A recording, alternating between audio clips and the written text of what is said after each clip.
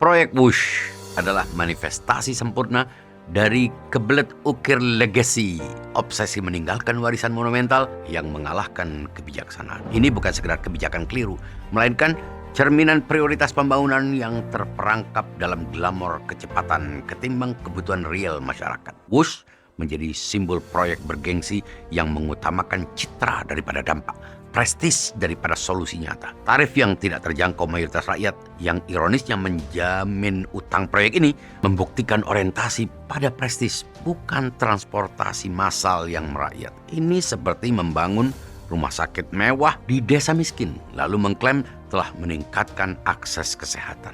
Kontrasnya mencolok, sementara Wush melaju kencang, mayoritas rakyat masih bergelut dengan KRL sesak, bus yang terjebak macet, dan angkutan konvensional dengan standar keselamatan usang. Dana triliunan yang terserap proyek ini, jika dialokasikan untuk transportasi massal terjangkau, akan memberikan manfaat jauh lebih luas. Bayangkan berapa banyak KRL baru, jalur bus cepat, atau renovasi stasiun yang bisa terwujud. Tetapi perbaikan membosankan seperti itu tidak menghasilkan foto yang menarik perhatian atau kebanggaan dalam pidato kenegaraan. Dalam kalkulasi politik simbolik, satu kereta cepat mewah jauh lebih bernilai daripada 1000 bus layak. Kita mendengar nama Wush, berhentilah dari kekaguman yang dipaksakan.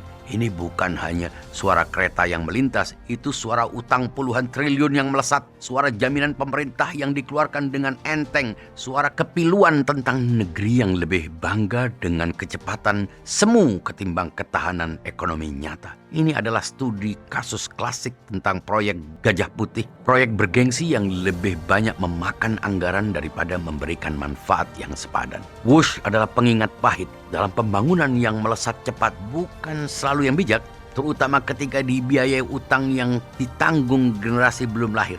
Mereka akan mewarisi proyek usang secara teknologi, tetapi utangnya makin segar dan berbunga. Ini warisan kita. Sebuah kereta yang membawa segelintir penumpang lebih cepat, sementara ratusan juta rakyat yang membayarnya masih terjebak kemacetan dengan beban hutang tambahan. Dan ketika anak cucu bertanya, mengapa kita bayar utang untuk kereta yang tak pernah kita naiki? Kita hanya bisa menjawab jujur, karena dulu kita memilih kecepatan daripada kebijaksanaan, prestis daripada kepentingan publik, dan monumen daripada perubahan sesungguhnya. Wush, itulah suara akal sehat yang menguap meninggalkan tagihan dalam rupiah, kepercayaan publik yang terkikis, dan generasi masa depan yang dibebani untuk proyek yang mereka tak pernah minta. Pertanyaannya bukan apakah kita mampu membangun kereta cepat, melainkan apakah kita bijaksana memilih apa yang dibangun terlebih dahulu. Jawaban sejarah tampaknya akan mencatat kita memilih yang berkilau, bukan yang bermanfaat. Refresh your mind.